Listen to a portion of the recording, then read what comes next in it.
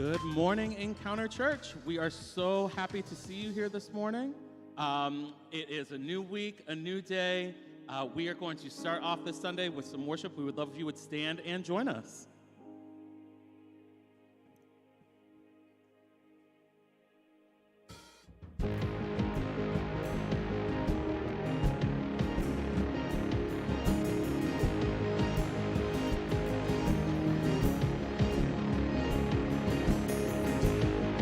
Now the darkness fades into new beginnings as we lift our eyes to a hope beyond. All creation waits with an expectation as we declare the reign of the Lord our God. We will not be moved when the earth gives way. For the risen one has overcome, and for every fear there's an empty grave. For the risen one has overcome. Now the silence breaks in the name of Jesus, as the heavens cry, let the earth respond. All creation shouts with the voice of triumph to declare the reign of the Lord our God. We will not be moved when the earth gives way, for the risen one has overcome. And for every fear there's an empty grave. For the risen one has overcome. All right, you can put your hands together.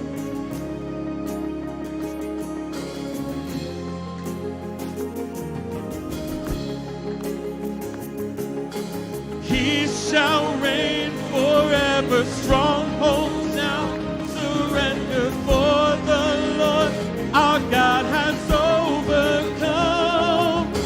Who can be against us? Jesus, our defender. He is Lord, and he has overcome. He shall reign forever, strongholds now surrender, for the Lord our God has overcome. Who can be against us? Jesus, our defender. He is Lord, and he has overcome. We will not be moved when the earth gives way, for the risen one has overcome. And for every fear there's an empty grave, for the risen one has overcome. We will not be moved when the earth gives way, for the risen one has overcome. And for every fear there's an empty grave, for the risen one has overcome.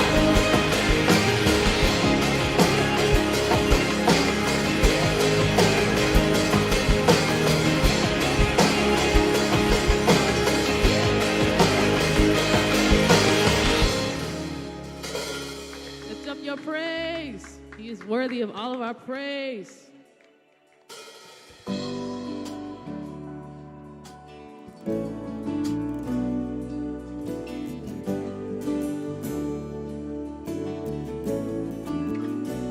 I count on one thing. The same God that never fails will not fail me now.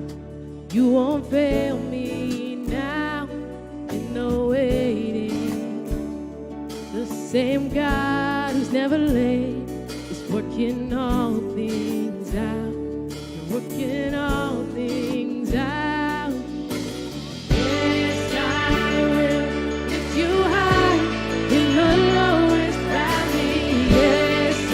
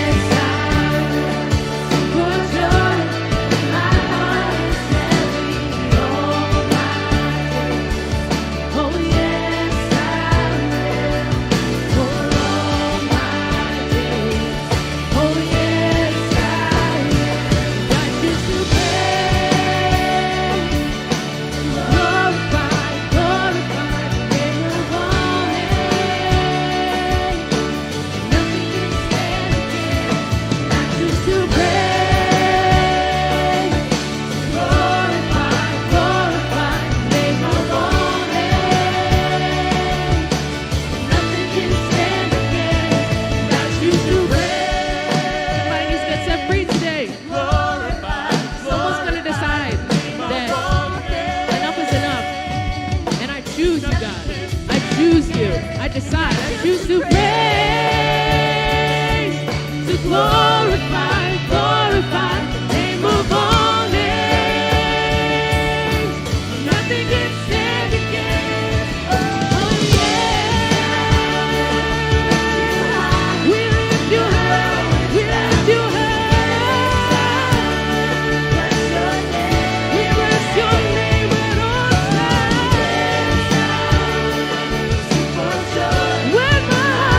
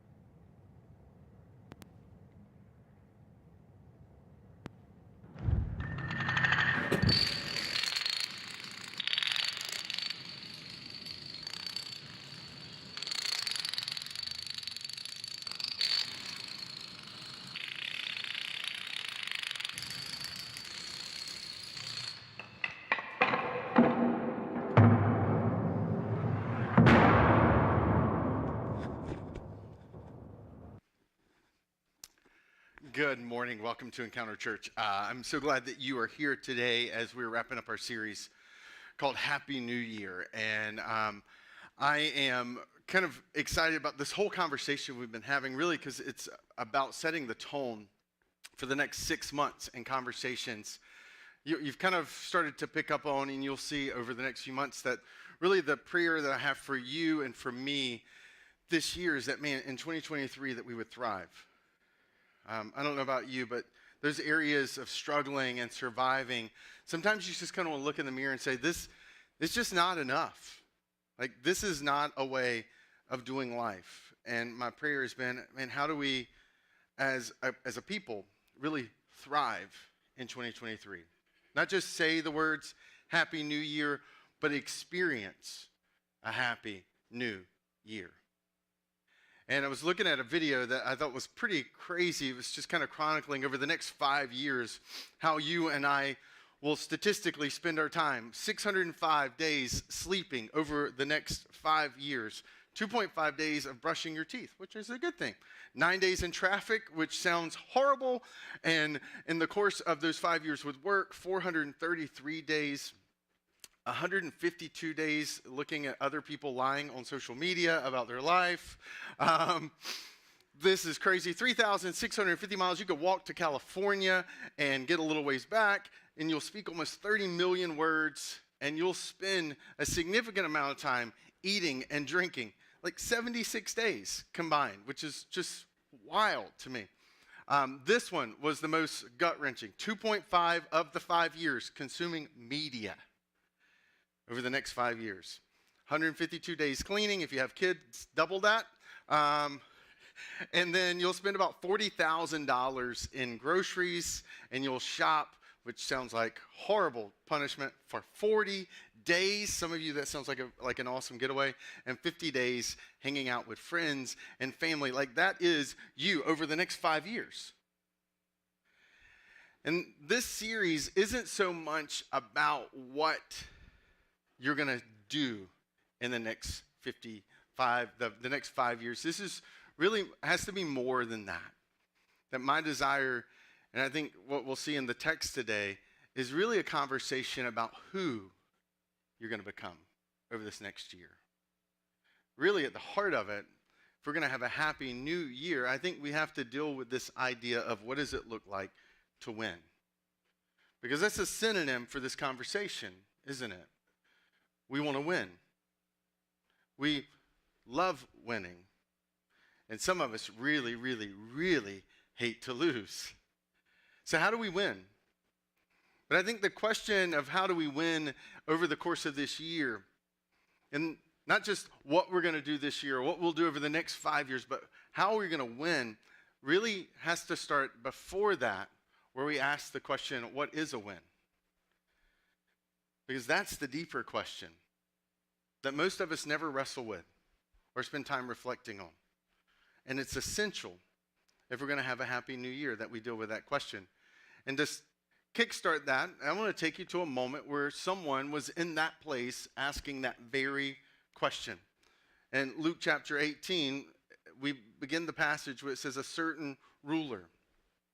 Now, this is a story that actually gets told in 3 different biographical accounts of the life of Jesus. We call those 4 biographical accounts in the New Testament, the gospel accounts, which is the word for good news. So it's like the good news of Jesus. So this 4 biographical accounts written by different individuals with different skill sets and different perspectives, all writing for a different audience. When you take all 3 of them and combine them, what you get is special insight for who this individual is. He is, according to Mark, Matthew, and Luke, he's rich, he's young, and he's a ruler. And he's got influence, he's got power, he holds some type of civil kind of position. He's used to people saying, yes, sir. And this is a guy who, in all kind of broadest senses of the word, is doing pretty good at life. But something's nagging at him. Something's haunting him.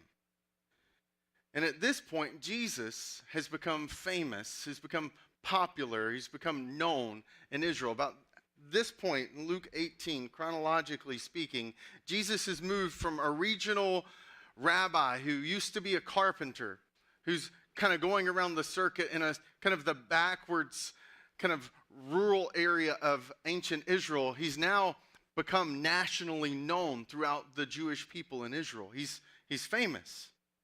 He's become recognized as an expert. He's unique. The things that he's doing has never been seen before. The teachings he has, no one's ever taught them.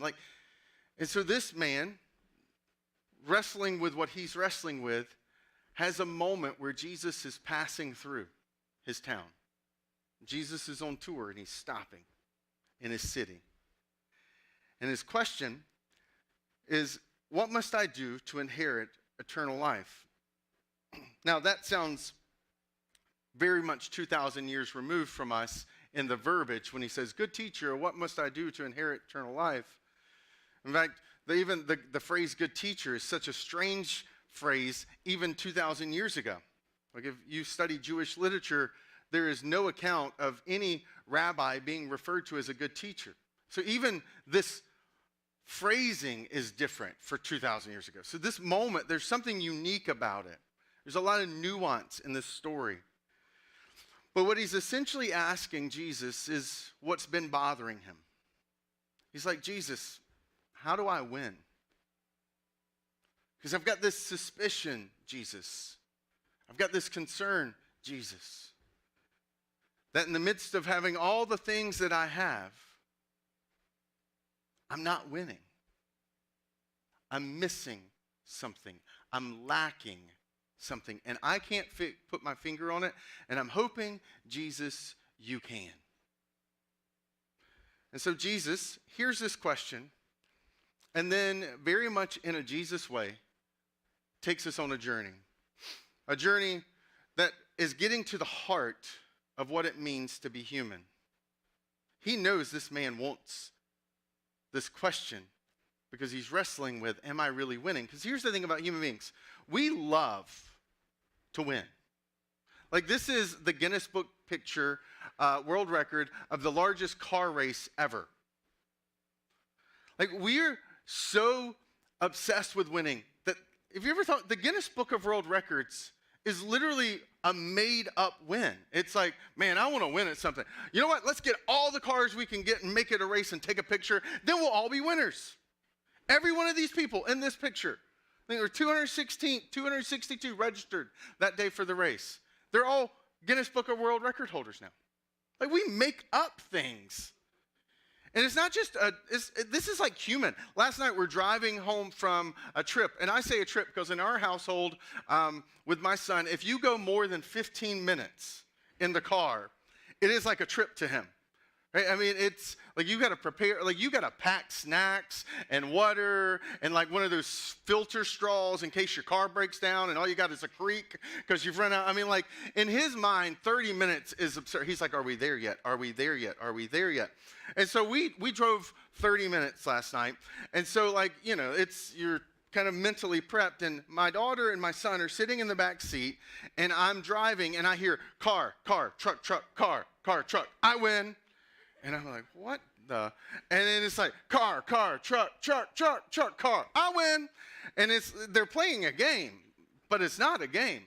The game, I'm realizing right after he says it, is Ella goes, car, truck, I win. And Henry loses it. Starts like screaming like he's in agony and pain, and I'm driving and it's dark, and I'm like, oh my goodness, I've been driving for 3 minutes. Like, I've got 27 minutes to go. Like, what is happening already? And we're trying to, like, Jenny and I are having like an adult conversation because we still have to, like, you know, plan adult things for life. And so we're trying to have dialogue while they're doing their made-up game. And Jenny's like, Henry, buddy, that sounds like you're in a lot of pain. And it's like, I don't want to lose. Ella said she wins. And Ella's like, there's not even rules to this game. The rule is he says I win. So I just said I win. And we're like, for real? Like, how about you just say car, truck, car? You don't have to say I win.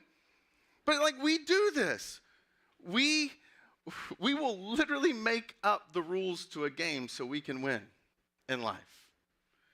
And it's not just true with a toddler or in the Guinness Book of World Records, right? We do this in our own life. When we don't have clarity around what a win is, we insert our own definition. And this rich young ruler, that's what he'd been doing. He'd inserted what we all are all tempted to insert. That a win is, I am what I do, I am what I have, and I am what others think. And this guy was the rich young ruler. Check, check, check. Sometimes this gives you the clarity because he's got it all and he's like, wait a second, something's missing. I mean, I'm the rich young ruler. I rule. I'm rich. Everybody knows me. So why do I feel like I'm not winning? Or why do I feel like something's missing? And Jesus' response is to speak to the deeper heart of the problem. Jesus' response is to recognize, man, there's something greater playing out. So Jesus says, no one is good except God alone. You know the commandments. You shall not commit adultery. You shall not murder. You should not steal. You should not give false testimony. Honor your father and your mother. So Jesus knows that what he really wants to do is win. And so he begins to list. He gives a cryptic comment up at the very top where he's like, wait a second. Is good your standard? Like right? A standard is a rule to measure by. And a win is that this is the standard you have to hit. This is the thing you have to do in order to accomplish that win. He's like, so you have some standards. I am what I am. I am what I do. I am what others think. He's like, but there's another standard. You call me good. It's like, only God is good. And then he begins to list a series of a grouping that you wouldn't necessarily notice 2,000 years removed, but for Jewish theologians or anyone who had grown up in the synagogue or anyone who's studied kind of what we would call the Old Testament in depth, you know that the Ten Commandments is actually two broader groupings. And Jesus intentionally lists only one of the groupings when he's responding. And then he responds this. The man's like, wait a second. Well, all these I've kept since I was a boy. When Jesus heard this, he said to him, you still lack one thing. Sell everything you have and give to the poor, and you will have treasure in heaven. And then come follow me. See, the man had not been able to put his finger on what it is that he was lacking. He sensed something was missing. And now Jesus is pivoting to what it is. And when he heard this, he became very sad because he was very wealthy. Now, this is a passage that for people who just kind of read it on the surface level, 2,000 years removed, we can miss the point of what Jesus is doing here. One, you could say, oh my goodness, Jesus is saying it's wrong to be wealthy. Jesus is saying it's wrong to have money. No, that's not it at all. In fact, Luke chapter 9, it makes a reference to a group of individuals who traveled with Jesus who financially funded his ministry. Like, do you realize there were people financially funding Jesus' ministry? I mean, talk about like the most epic return on investment ever. You're those people investing in what Jesus is doing. And they were wealthy. Some of them were. So he's not knocking wealth. He's not even downplaying stuff. He's pointing to the deeper thing that's playing out in this passage. Which takes me back to that picture. That picture came from all the cars, the Guinness Book of World Records. It came from the starting line of an endurance race. There's a whole world of racing called endurance races, which is over the course of 24 hours. The winner is defined by who goes the furthest, who lasts the longest in 24 hours. And that's the famous race is the 24 hours of Le Mans. But there's another race in Northern California that happens every year. And it's the 24 hours of Le Mans. And what does it mean? Well, to enter that race, you have to submit a car that is worth no more than $500. And that car, worth no more than $500, has to be able to go around a racetrack for 24 hours, and the person who goes the most laps in 24 hours wins the 24 hours of Le Mans. Right? And so because human beings, the rule book, it's like 27 pages long to enter this race. It's an extensive application process because you have to clearly document how your car is worth only $500. You can't take a car that you think is worth $500. Like if you were to go to trade your car in, the dealership looks at you and says $500. You can't take that car and go to this race. Like I can't roll up with my Buick LeSabre and say, oh, I'm here to win, right? Because we would with my Buick LeSabre. But you actually have to go buy a car for $500. You have to strip parts away and deduct the value. The only thing you're allowed to spend more money than $500 on, which is for legal reasons, is the safety equipment that you put in this car. Because you're racing on a racetrack, going somewhat fast for a bunch of hoopty rides. Right? And there were 262 people who entered that race. Only 216 actually started because almost 40 of them couldn't get their car to start once they got to the starting line. It's like amazing. And these are the cars. I mean, for 24 hours, they're racing around the track, and this is what they look like. And one of the brilliant, so there's 20, and most of the 27 pages of rules come down to essentially this: how to prove your car is worth only $500. Because human beings are tempted to cheat in everything. And so people are tempted to bring in a car that looks really bad, but the engine's been modified, or it's brand new. And so there's this ingenious unspoken rule in the 24 hours of Le Mans that the founder, creator has. That if in the course of an inspection you bring your car, and all your paperwork seems to point to you only spent $500, and you're emphatic you only spent $500, but the judges think that this car is clearly worth more, then they can give you $500 and take your car. And what that rule does is it helps to prevent a lot of cheating. Because if your car is only worth $500, then great. Give me my $500, I'll put it in my pocket, and I'm not out of anything. But if I'm trying to sneak a $1,500 car into this race, then all of a sudden, what's happening on the inside, the secret knowledge I have, completely gets exposed. And what you have to realize is what Jesus does in this passage does exactly the same thing. He starts here, and by the time he's finished, he's completely exposed the deeper thing, which is why it says that the man became very sad. Jesus is offering up a solution to the man's deepest problem. And the solution is a spiritual one. He comes to Jesus saying, Jesus, what do I need to do? Clearly, I need to do more. I need to have more, or I need to be more popular or have more influence. And Jesus, after all that he says, gives him one invitation.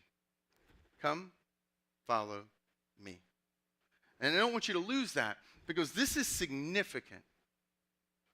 There are 12 people who get this invitation in the 4 biographical accounts of the life of Jesus. We know roughly all their names. Well, some of us know all their names, but some of us could at least name like a few of them. They're the 12 disciples. Like, this guy is being invited to be a part of Jesus' special group because he's really longing for something deeper. He's longing for a spiritual solution, and he thinks that he can solve it with a natural one. And I think that this kind of gets to, last night my kids are fighting over the game that was made up and the rules that were kind of conformed by my son who just loves to win. And it literally breaks down into an argument that then morphs into him taking Ella's hat and laughing hysterically. And Ella's like, I want my hat. And he's like, because he couldn't win over here with his made-up game of winning. So now he's going to win with the game that he's just now invented called Take Ella's Hat. And she's crying over what she's lost. He's laughing over what he's won. And I'm driving, and I'm like, now I am 4 minutes into the car ride. And I'm like, both of you get on the other side of the car. It's like, Ella, because she's sitting right in the middle. I'm like, you get on this side, stick your head out the window, right? Like, you guys don't talk to each other. Because it's like, I'm just trying to like solve the surface problem. But the deeper problem is not the hat. The hat is just the fruit of a deeper root. It's the inside. I sit across from couples sometimes who are really struggling in the course of their relationship, and a lot of times they'll come in and it's like, it's about the finances. Or it's a family walking through some issues with a teenager, and it's like, this is the issue. And sometimes it is. Sometimes what they present is the issue. But a lot of times what you find is that's just the fruit of a deeper root. The deeper root is the fact that we're broken and that we're warped and we're all naturally selfish. We all want what we want, and to heck with people who want something different, who would take it away from us. There's this spiritual problem of our heart, that we have hearts that some of the worst things in the world can sprout out of. Right, isn't that what the internet teaches you?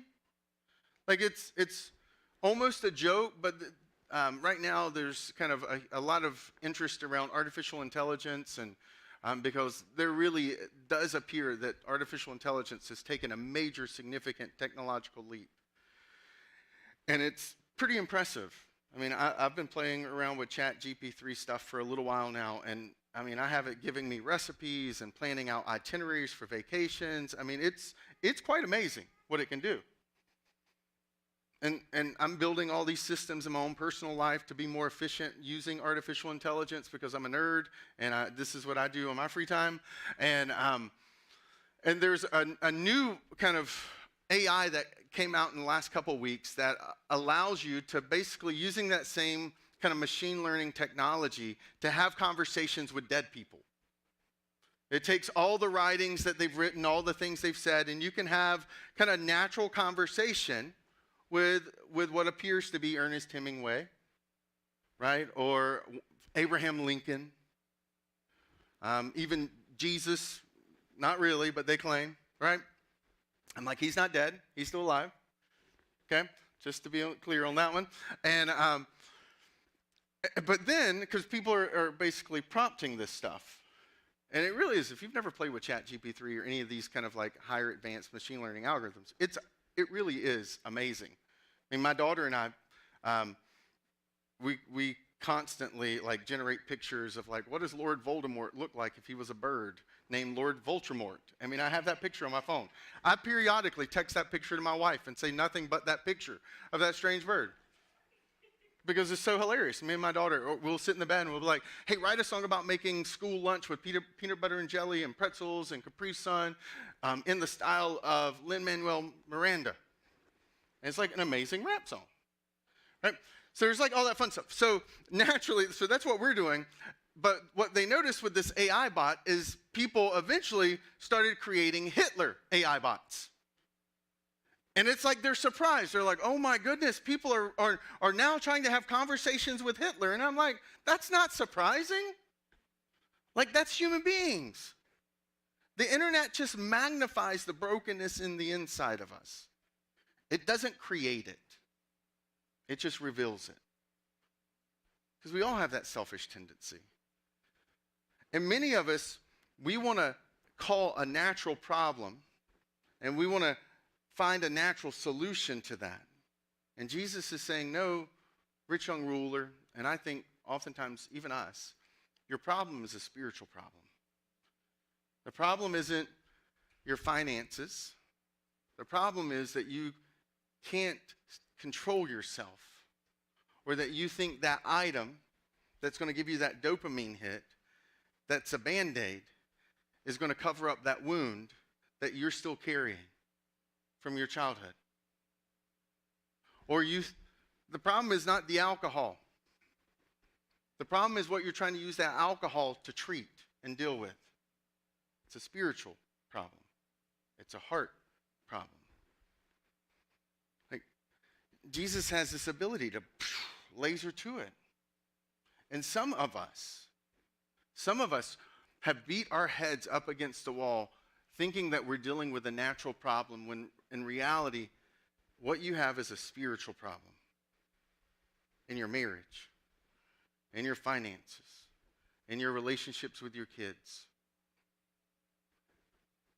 And a lot of times, the spiritual problem starts with you and what's inside of you, what's inside of me. And Jesus, in his grace, drives to that by exposing it. Because ultimately, we can unpack all the natural ways to have a happy new year. More money, right? Better car, bigger house. We can deal with all the stuff. We can kind of deal with all the surface level things. But Jesus is like, unless we drive to the core, then you're going to constantly be in a state of looking for more. You're going to constantly be in a place of using more things to self-medicate what's constantly low-grade pain and throbbing and bouncing around your head at night. But what's crazy, and I don't want you to miss it, is this in this context of talking about wealth. He's saying, look, your problem is not your stuff. Your problem is that your stuff has you. The problem is that your stuff's a good thing, but it's become a God thing. You've gotten consumed with it. You've allowed it to meet that deep need. Right? People do that with pornography. People do that with shopping. When people have deep relational needs that are not being met at home, it feels good when you flirt at work. Like Jesus is driving towards this course. Like, look, the stuff you have is not the problem. The problem is that the stuff has you. And I want to excise that out of your life. And when people read this passage, a lot of times what they see is Jesus is trying to take something from him. And this is why this is so key. Jesus isn't trying to take something from this man. He's trying to do something for this man. He's actually making an exchange of something that's even better. He's like, look, sell all of that. Come follow me. You will have treasure in heaven. Like, my son has a little kitchen and has a little ice cream shop.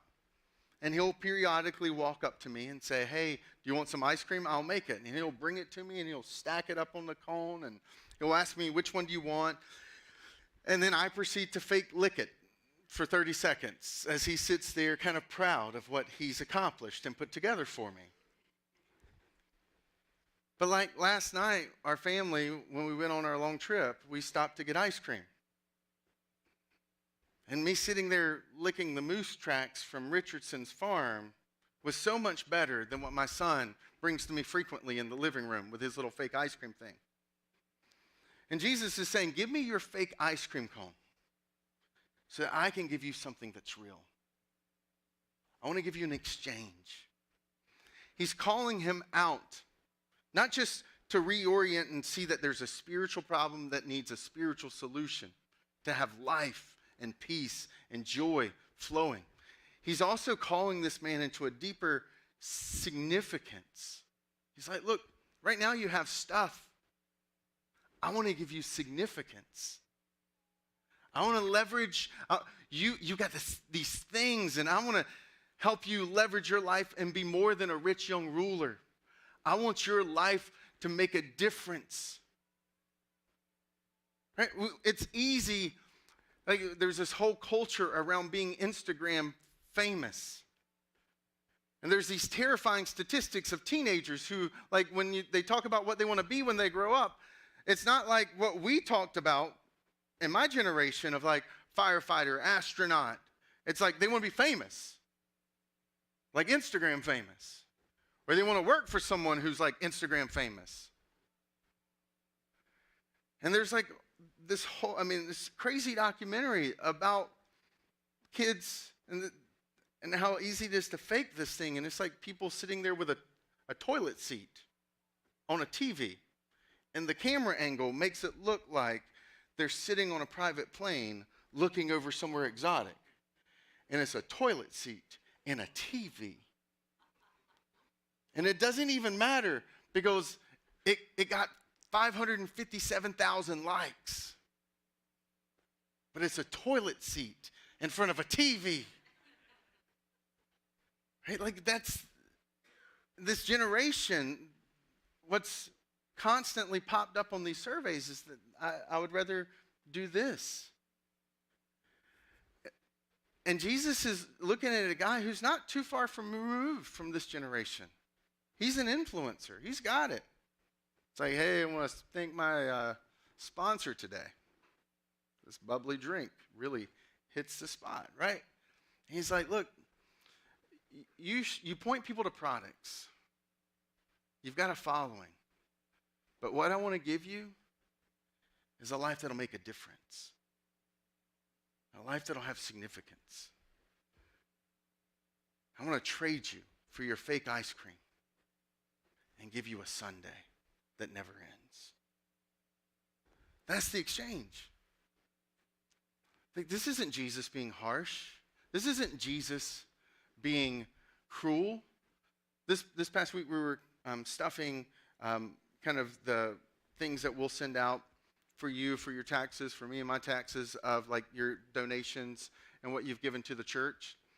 And to save postage, because we try to just be wise with every dollar as a church that we spend, we didn't stick mine in an envelope. Mine's in my backpack because I'm folding. I'm like, I don't need to mail it to me. I got it. And I looked at the number and I was like, and it's a real number. And I'm like, I didn't even miss that this year. Like, this is lives that were changed. These were hearts that were transformed. These were people that were fed. And I'm looking at that bottom line and like, man, if the old me that didn't know Jesus, my daughter was laughing because these are the shoes I bought when I was 18 years old. So this is like literally 18-year-old Chris with hair, okay? Like, the last time these things were on my feet, I had a mane of glory, okay? And like, the version of me who used to wear these shoes would have looked at that envelope, looked at that letter, and wouldn't have even had a box to understand it. Like, you gave that much to a church? Your family did that? That's stupid. I'm like, no. Little know-it-all 18-year-old Chris. It's called significance. And that life is so much better than the life that you're chasing after.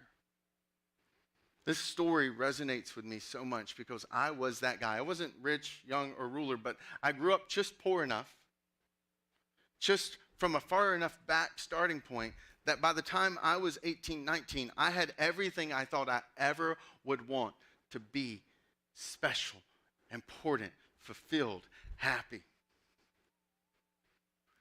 And I remember walking through that season, suicidal, dark, and depression.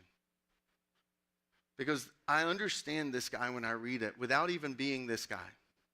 There is a special sadness that hits you when you finally make it to the top of the mountain that you were absolutely convinced that if you got to the top of, it would make you happy. When you finally get there, you look at the view that you have and you realize how empty it feels. And this is where he is. And it was where I was. till I met Jesus, who said, Chris, you're chasing after all of these natural solutions, more money, more popularity, more stuff, more attention from girls, when really what's lacking is what's going on inside of you, who you are, and the spiritual solution I want to bring to that. That is what it looks like, Chris, to be happy and new this year. And I think for some of us, you can resonate with that. You're me when I was 18. You've chased after and you've climbed a series of successive hills. And my simple question to you that I eventually had to look in the mirror and ask myself when I was at that point is like, how many more mountains do I need to climb to realize that the answer is not found on any of this mountain chain? How many? How many more mountains do you need before that finally hits you? That your deepest problem is a spiritual one. That your problem is your heart, not the conflict in your marriage. For some of us, it may mean that we have to recognize that we stopped even looking at faith because, unfortunately, while you were growing up, you were exposed to a bad faith picture and to a glimpse of Christianity that didn't reflect Jesus at all. That you were exposed to a church that was transactional, that was constantly like, if you want us to pray for you, you need to do this, and you need to do this, and you need to jump through this hoop. Or maybe you grew up in a church context where instead of life being exchanged, you saw abuse being given.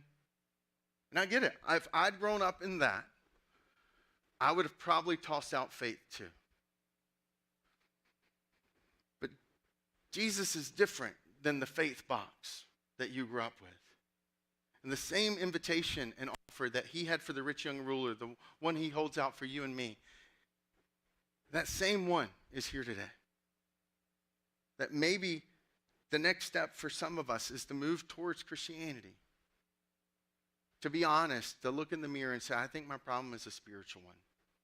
I think I'm spiritually disconnected. Right? Of the 5 things that Jesus told the rich young ruler, the murder, adultery, all those were all inside of the 10 Commandments, and they're grouped under the broad umbrella of sins against others, the disconnect that way. What Jesus does not say on purpose to the rich young ruler is all of the sins that were anchored in this connection. You should have no other God before me. Shouldn't take my name in vain. Like, because unspoken, subtle, is to the rich young ruler, it's like, hey, you don't have a this world problem. You have a disconnect with the eternal. That's the spiritual problem I've come to solve. And that's what Jesus was saying to him, and he's saying it to you and to me. And for some of you, look, you don't have to know and have figured it all out. Nor do you have to go get your life together. Like Jesus has come so that you and I could be spiritually cleansed and clean and made new. And if someone was coming to give you cleaning, to renew, you don't have to go take a shower first in order to be cleaned. He is the shower. And for some of us, maybe we've been following Christ for a while, and what's happened in our life is things have drifted. Things have kind of slid, and the good things have become the God things. And we've let other things replace who he is, and we've started pursuing those, and we started to believe the lie that somehow the fake ice cream cone from my son's ice cream stand is better than the real thing. And that your response maybe is just to simply say, God, I need you. Because I think buried inside of this story, and even inside of the 24 hours of Le Mans, is ultimately a warning and an encouragement. You see, the irony of this race is that if you win it in true 24 hours of Le Mans fashion, the winners receive the prize money in nickels. Now, I worked at a bank in college, and we would have to restock, or when you go to the vault when money was being delivered from the kind of money distribution kind of Fed chain. And I hated nickels. I loved dimes. Dimes were my friend because you could move money and it was light when you moved a dime. But a nickel, man, those things were heavy. And you do a ton of lifting and it was just like, that was $200. But it was nickels. And the irony of this race is that if you win the race and the nickels are delivered to you in the boxes, the car that you won the race in can't even carry the weight of the nickels you've just won. Like, that's the irony of this race. Is that for some of us, we're chasing after things that at the end of the day, when it's all said and done, we can't even do anything with it or take it with us. Say, come follow me. You'll have treasure in heaven. See, there's this hypothetical moment I think about all the time. It's actually plays out because there's two people that talk to Jesus in this story. The rich young ruler and Peter. Those are the two recorded conversations that happen. And I think about the rich young ruler who walked away sad that day. And I love that in one of the accounts it says that Jesus loved them even after he rejected them. So this is a reminder of who God is. But he walks away from Jesus. And to what we know, this is the last time that the rich young ruler sees Jesus. But that's not true. There's one other time that the rich young ruler sees Jesus. But he's not the rich young ruler then. He's the dead has-been. You see, at a certain point, he dies. And he sees Jesus again. No longer the rabbi, teacher, covered in a cloth and the dust from the ancient Israeli roads. No, now he's God sitting on a throne. And he sees Jesus face to face. And I think about how that man, with all that he had and the decision that he made that day, what thoughts, realizations, and regrets must have hit him in that moment. You see, that guy walked away from Jesus because of what Jesus said he needed to give up in order to follow him. And now he's standing in front of Jesus. And in this crazy irony, the things that he clung to in life, he's now seeing Jesus in the backdrop of heaven. And John, in his letter or book of Revelation, makes a comment when he talks about glimpsing heaven. A comment that at some point you've probably heard if you grew up to church, or you've even heard it alluded to in music, even if you didn't, that the streets are paved with gold in heaven. And here's the crazy thing. That man clung to the gold that he had, only to discover eventually that the thing that he thought was so valuable in this life was so commonplace in the next that it was used to pave the streets. He clung to concrete instead of following Jesus. And I think about that passage a lot because there are moments when I'm holding on to stuff in my own life, and it's holding me back of what I could grab hold of. Some of us are holding on so tight to our pride and our inability to say, I was wrong, I'm so sorry, that we're actually holding on to that so tight that what we can't grab hold of is a healthy relationship and a healthy marriage. Some of us are holding so tight to the need to constantly feel a little bit better. And so we fall into relational ditches and financial ditches. And instead of owning the reality of what we're trying to self-medicate, we could be grabbing a hold of healing instead of these Band-Aids that we keep slapping on ourselves. But the part that's the encouragement is that Peter said to him, we've left all that we had to follow you. It's like, Jesus, we did. And he's saying that because Peter is having a momentary doubt of whoa. That dude, he's like Elon Musk. He's Bill Gates. He's like Elon Musk before he bought Twitter, where everybody thought whatever Elon Musk did was brilliant, right? It's like, well, man, he made that decision. Jesus, did we mess up? And Jesus is like, no. That whatever you've you've walked away for the sake of the kingdom will receive many times as much in this age and the age to come, eternal life. And I think about this passage because everyone that day would have never guessed the way the story would have unfolded. I said rich young ruler. Luke says certain ruler. Nobody knows his name today. But everyone that day would have known who he was and wouldn't have known the name of Peter sitting behind Jesus because he was just a common fisherman. And yet 2,000 years later, whose name do we know? Whose life had significance? Whose life has made a difference? And whose life continues to reap a return on investment of the decisions he made? That for us, if we're going to have a happy new year, let's make sure that we've clearly defined what the win is. Instead of just making up our own or inserting, I am what I do, or I am what I have, or I am what others think of me. Let's reorient our standard based on the one from heaven. Recognizing that in the house of the Lord there's joy, there's peace, there's forgiveness, there's grace, there's healing, there's new, and there's happy. The me today, without the glorious mane, is so much happier than the 18-year-old version of me who wore these shoes. I have peace even when my world's falling to pieces. I have joy even when I walk through the valley of sadness. I have freedom from the addictions that used to define this guy's life. I have hope when this guy walked around in despair. And the God who gave me that is the God who can give you that too. It's a God who desires all of us to have truly a happy new year. Let's pray.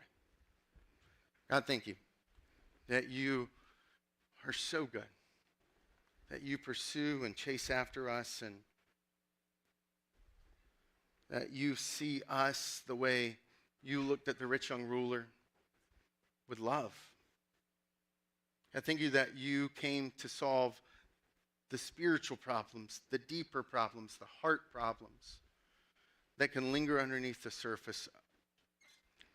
Thank you that the invitation to us is to find freedom from the things that grow up in us. God, thank you that your invitation is that we can be people who walk free from guilt and shame. That we can be people who move out of the old into the new. And that we no longer have to compare ourselves to others. We no longer have to walk and chase after some rule book that someone else gave us. That we walk and move and breathe and live and serve under your rule and the fruit of your work on the cross and the empty grave. And so Jesus, may you help us for those who today had the insight, the realization that what is in between them and the life that they want is not a natural problem, but it's a spiritual one. And that they would move towards you by recognizing that the things they've done, the life they lived, that's gotten in between you and them, that they simply just turn to you, repenting and turning away from it, saying, God, I'm so sorry. Please forgive me. I'm yours. And that prayer would fuel a new and a happy year. And for those who've said that, responded, and lived that for years, God, I pray that we would be reminded, even as we close out today, that we are in your house, in your place, in your hope. And it's in your name, Jesus, I pray. Amen. I want to thank you for being here today, just allowing me to kind of deposit that in your heart and mind as we wrap up this series, this more significant life path. Today we want to kind of close out in a little bit of a celebratory way and a little bit of a kind of reminder. I was telling the team we were meeting and praying back before we came out that growing up, I learned kind of intuitively as a kid that there were certain houses with certain people that had certain atmospheres. Like when you went in, like what seemed to be the atmosphere of one house was like criticism and kind of like mean, sarcastic, and cutting down. And then I'd go to other houses with friends, or like in the environment in their house was like laughter and joy, and you would be built up and you'd feel better about yourself. And we've all experienced that, right? Whether it's in someone's home or sitting across the table, there's some people you leave in the environment, just being around them, you feel better because you were with them. And that the song we want to close out today is a song called House of the Lord. And it's just a reminder of like when we're invited to come into his place, that there is a climate and an environment that he brings. And that for some of us, we hope that maybe this is a glimpse for you or a reminder for you. And that for all of us, it can be a taste of what it looks like to live under his umbrella, under his rule, his reign. And so I want to invite you to stand as our team closes us out today with this song and this declaration of the joy and the freedom and the forgiveness that Jesus offered the rich young ruler, and that he's created for any of us who are willing to step in. Let's sing.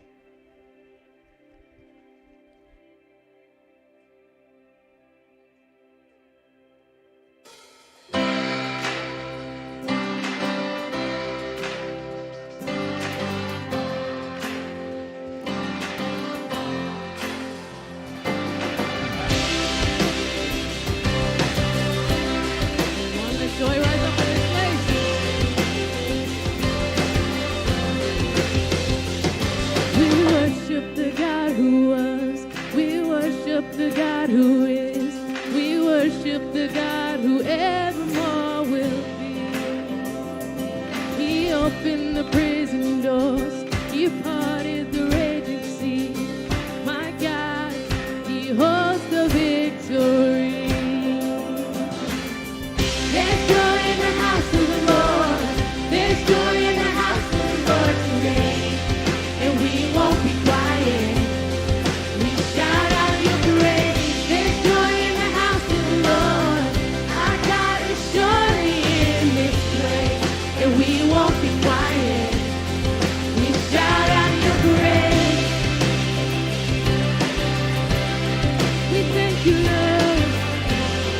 Exchanging for joy. We sing to the God who heals. We sing to the God who saves. We sing to the God who always makes a way. 'Cause he hung up on that cross and he rose up from that grave. Our God is still rolling stones away. There's joy in the house of the Lord. There's joy in the house of the Lord today, and we won't be quiet. We shout out your praise. There's joy in the house of the Lord. Our God is surely in this place, and we won't be quiet.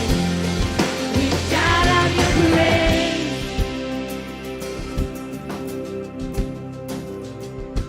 Beggars, now we're royalty. We were the prisoners, now we're running free. We are forgiven, accepted, redeemed by his grace. Let the house of the Lord sing praise. Sing it out. We were the beggars, now we're royalty. We were the prisoners, now we're running free. We are forgiven, accepted, redeemed by his grace. Let the house of the Lord sing praise. There's joy in the house of the Lord. There's joy in the house of the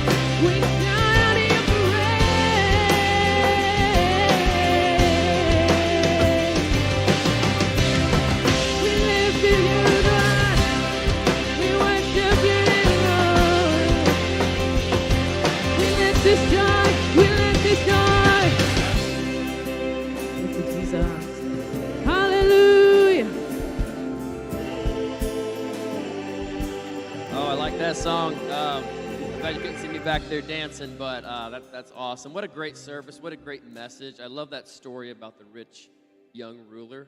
I know a lot of times in my life I get caught up chasing things of this world, but what I have found is that we cannot outgive God. Not with our money, not with our time, not with our resources, not with our service. And if you feel compelled by that message and you feel like you want to maybe step in and serve, or you want to start giving to Encounter Church, again, as Chris said, not so we can get something for you, but so God can give something to you. Whether that's through favor, provision on this earth, or treasure in heaven, or whatever it may be, you can't outgive God. So if you want to do that, then we have a couple ways you can give. www.encounterchurch.com/give, or there's a black box out there where you can give, or take that / make it to serve if you want to step in and serve. Or maybe you felt compelled to, hey, I want to step into a relationship with Jesus. I want to know how to do that. I want to start there. And so you can also reach out through the app, reach out through email, online, or you can just stop by and say, hey, Chris, I'd love to have a conversation with you or meet with you over coffee. But we would love to meet you where you're at and take that next step forward. I hope that everyone in this room is cheering for the Kansas City Chiefs tonight. Thank you. Thank you. Yes. Not enough applause for that, but it's okay if the Patriots aren't in the AFC Championship one year, okay? Thank you so much for joining us today. We hope you have an awesome week, and we look forward to seeing you back next week as we start a new series in February. God bless and take care, and we hope to see you next week. Sing it out, sing it out, sing it out. There's joy in the house of the Lord today.